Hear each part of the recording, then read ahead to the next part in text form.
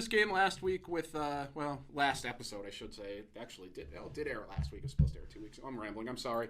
Sorry, it's a lot of caffeine, guys. I played this with Mike Mitchell. I'm going to give you a name, just kind of what pops in your head when I give you that name, and we'll start running down people here. All right. In a good way or a bad way. Let's start off with the previous guest, Mint Mike Mitchell. Mike Mitchell, I have a lot of respect for him. He's had a lot of exposure and experience in a little amount of time, I believe. In I want to say 5, 6, or 7 years, he's had a lot of 7 maybe. I think it's 7. Yeah. 7, yeah. He's been up and down the East Coast, and we see with Mike Mitchell. I feel like we need to face off, and I feel like management, wherever we are, doesn't make that happen. I have been asking for that match for months, by the way. I'm surprised it didn't happen when I was champion. I wanted it to happen. I was expecting it, and it didn't happen. So, I was on the news with him. I was. I've always seen him in the back. He's always been a great guy. Very knowledgeable guy, and I'm just. We need to dance. It needs to happen. It should have happened for the title, but. It's amazing to me because we have you. You're this big, ripped, angry, you're a jackass. Let's be real. You're a bit of a dick. And Mike Mitchell he's our baby face. He's our, for lack of a better comparison, he's our John Cena. He's our white meat, smiling, baby face, good guy. I don't understand how your paths, it didn't happen. Yeah, we didn't cross paths. And I'm hoping that maybe going into 2020, I know Mike's on a little bit of a break at the moment, but I'm hoping that maybe we can make that happen. Maybe. I would have rathered it when I was champion. Yeah. But if it could happen now or soon. There's somehow, because he is a good guy, but then again, we need to mingle, so we need to dance. And, guys, we got to put that, all this. The women. All this energy. What the hell? What the hell am I thinking of? All this energy that people have for us to face each other. The women in the crowd will love it. I'll tell you, I'm sitting in the crowd, and at that tag tournament show, when you came out and when Mike came out, because I was sitting with a group of women, and oh my God, the women lost it, And granted, one of the women near me was your significant other. I don't think she cheered. I don't think she lost it for Mike Mitchell. I can't say she did it. Shit, I hope not. But the women, when you came out and when Mike came out, so I'm just saying it. Sometimes it pays to look like an athlete because it makes the women go yeah. It only makes sense. They get all flustered. Name off somebody else. All right. Let's see. Alexander Bateman. Bateman? Yeah. Jeez. That's really a curveball at you because I don't think you and Bateman have ever. Bateman, he was. First off, not to knock him down in any way. No, please do. I can't stand him. He was a referee for a little amount of time, and he was a great referee, by the way. He did his job well. He was one of the greatest refs, I think, to come through BBE. Which is amazing, because he's a monster. Yeah. So when he changed over to his wrestler, though, he finally graduated from BBE. That is something to be proud of. I'm proud of him. I don't know when... if he ever requested me or wanted to face me, it's a different story. I'm not going to look at him as a friend or anyone like that. Because it comes down to business with him, at least. Got to show him the ropes. He's a jerk, and he's the reason that I don't get to have the tag team championship sitting right here on my table while doing this. He's between you and him, then. I got a guy that's going to take care of it at some point. That's all I'm going to say. Well, I am the guy that takes care of people, too. I got a guy, too. I'm just I'm not getting into things right now. But good for him and his graduations and his... his graduation. His graduation from the BBE yeah, is from what the BBE. I meant. He will go far if he sticks to it. He seems like he's got a good head on his shoulders. Let's stir the pot a little bit with this next one, since we're talking about the tag team championships. Brad DeMeo, who I had on here, and he kind of said a comment that wasn't very flattering in your direction. He said it was men like me that think that he's speaking out of his ass. Yeah. Or something like that. Yeah, basically that. I don't know if he's on a high because he's a tag team champion, or I don't know where that came from. That's the only kind of high. We don't have a lot of interaction, me and Brad. We don't. Yeah. Maybe we don't. I mean, at the Falcons' Nest, there's a large locker room and there's a smaller locker room. And I'm never in the large locker room with Brad. I'm always in the smaller one. There's no difference between the locker rooms. No. So I don't know if maybe there's some kind of a grudge held because I don't sit in the same locker room as him or others, or I just kind of like sometimes I'm not in like a sociable mood, I guess, so to speak. But I don't know what his beef is with people like me, or who else did he name off? Molson, Chris Banks, and you. Yeah. It's he said like to meet him somewhere if we had a problem. I mean, let's say like just throw it out there because Brad is the tag team champions with Eric Pinhat. Let's say they make it past the Stepdads. They head into 2020 as the tag team champions. Would you think about finding a tag team partner and challenging him? I would phone up Chris Banks or maybe phone up Molson, but he's more creative now, so I'd phone up Chris Banks. I think you and Banks would make an excellent tag team. And we personally. would go in and we would take it from them because there's no. Is there anything that that I would lack in that fight that they would have an advantage over, or would they? Is there anything at all that would make anyone think that Rex can't have the tag team championships along with Chris Banks? I mean, I've personally faced Eric Pinhat before, and I could tell you that no matter how much you hit Eric Pinhat, he will not stay down. Like, I was just pounding on that steel skull of his to the point where my hand was bleeding, and he just would not go down. And then Brad DeMeo, I mean, think about all the things that Brad has accomplished. From the weight loss to coming back to wrestling to winning the tag team championships. Like, those are two very tough, very violent men. Like, they're not going to just lay down and let, say, you and Chris Banks walk away with those tag team championships. It would be a real fight. Saying. He's never faced anyone like me. They do have a lot of heart. I'll give them that. But there comes a time when you need to realize that you might not have what it takes against certain people like me or Chris Banks. They do have a lot of experience. They do have a lot of years under their belt. But that doesn't mean that they're invincible. You know, and if they say they were to retain against the Stepdads and to continue it, I would have no problem fighting for the tag belts. Just saying. It really helped Molson watches this one because, like, Rex is ready to fight. Yeah. You know, if you call me out or say anything or et cetera, then I will deliver, and we'll see. What about, let's get to another name, Harzang. Harzang. Well, I met him when I first came to the training center in Scranton. Tyrone. He has been a great guy. We have wrestled probably a handful of times, maybe more. He's very knowledgeable, just like Mike. He's a family man. He is a family man. I'm just naming off things I know about him now. Because like it's just like he's a wrestler. He's a family man. He wrestles and pisses me off that he's taller than me, but you know, that happens. Yeah. I really do. I like H. H is a good dude. Yeah. I'll never forgive H for the time that he dropped all 415 pounds of himself onto my stomach one time, doing that stupid little head handstand flip mabob move that he loves to do, you know. The cannonball? Is that it? No, what he does is he does a handstand and then he does a senton. I've taken that.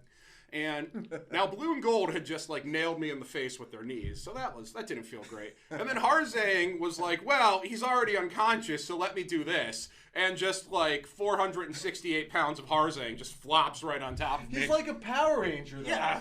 You see his getup? Oh my God! No, it's Green Lantern, all right. And is it? yeah, it's like if somebody took a giant bag of mashed potatoes and just flipping tossed it at me while I'm laying down in the ring. So H, just know that he said that. I will say this to your face, Harzang.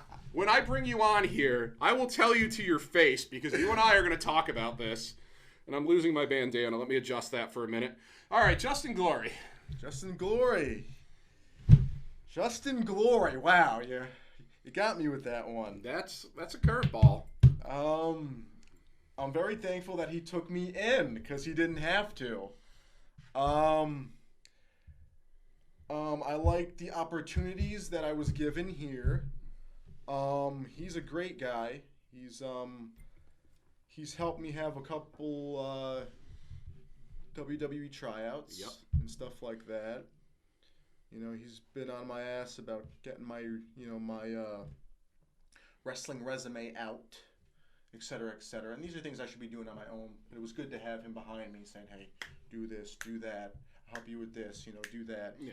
He was on me about that. I appreciate that because it helped me also in my way here to do things on my own, to figure things out, to move forward, to work harder, than I am.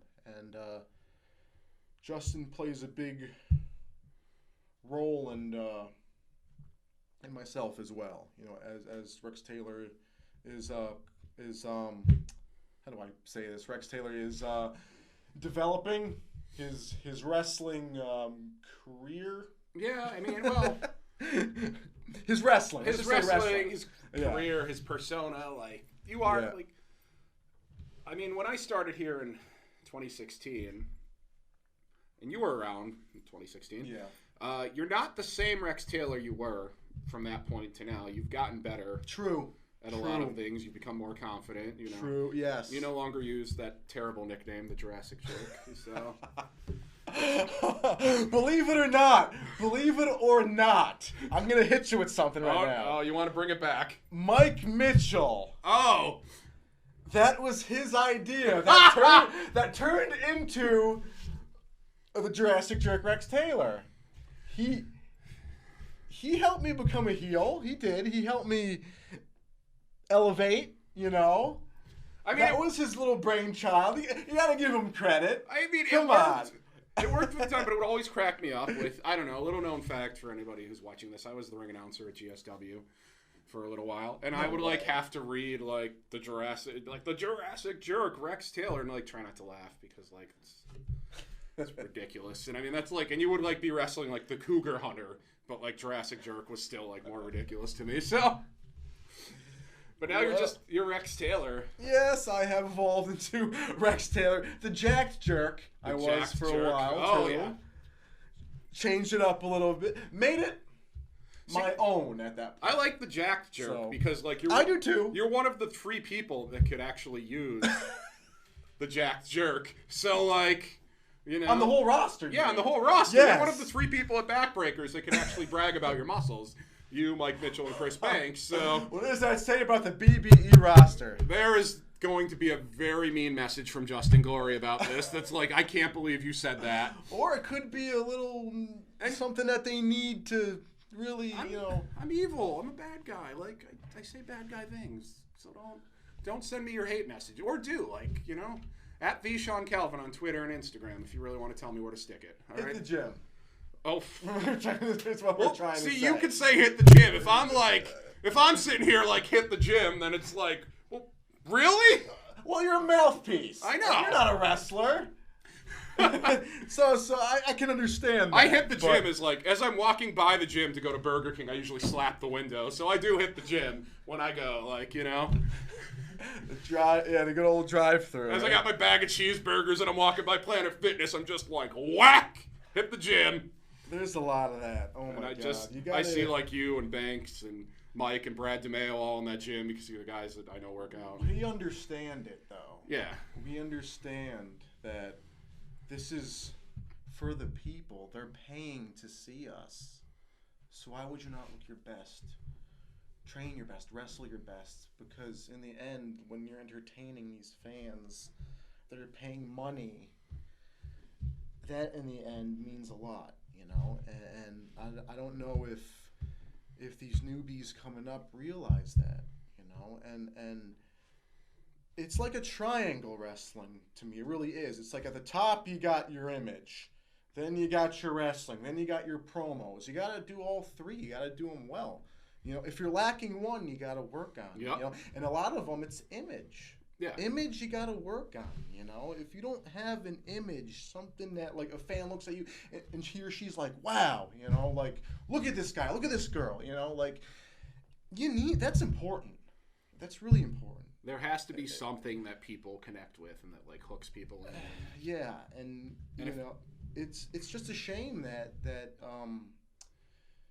there's just like a lack of that. So, but, I mean, it is a reality, and yeah, I mean, it's not easy, but it's not supposed to be. No, and that's the fun part for guys like me and Mike and Chris and etc. If you know, being in professional wrestling, independent wrestling, and being a wrestler was easy, then everybody would be able to do it, you know? Mm-hmm. Mm-hmm. And you should always want to be your best and work your hardest. I mean, always. These are things that actually, like the $1 Million Man, Ted DiBiase, Hall of Famer, came here and did a seminar, and these are the things that he said. Like, you should be, like, looking the best, having the best gear, like, presenting yourself as the best. And, you know, even, like I do wrestling part-time because I have a full-time job it takes up. And let's be real, yeah. We work full-time jobs. Yeah. We wrestle. We have wives. Yep. Families, etc. Like, you need to make the time. Arnold Schwarzenegger said it the best. You have 24 hours in a day. 24 hours. You work 8 of them, maybe. Yeah. So what are you doing with the other, what's 24 minus 8? Quick. 16. 16. What are you doing with your other 16 hours? We said we work in the wrestling business. We didn't say we're math scientists. Give your life. All right? 45 minutes to an hour. Yeah. Please. That's it. I work out for an hour and a half tops. Really? And I'm done for the day. Yeah. You look good for that, you know? I can bench press a motorcycle, for crying out loud. Do something. Better yourself. It's cold outside. I work out in a garage. It's freezing in there, and I don't care because that's not where my mind is. Yeah.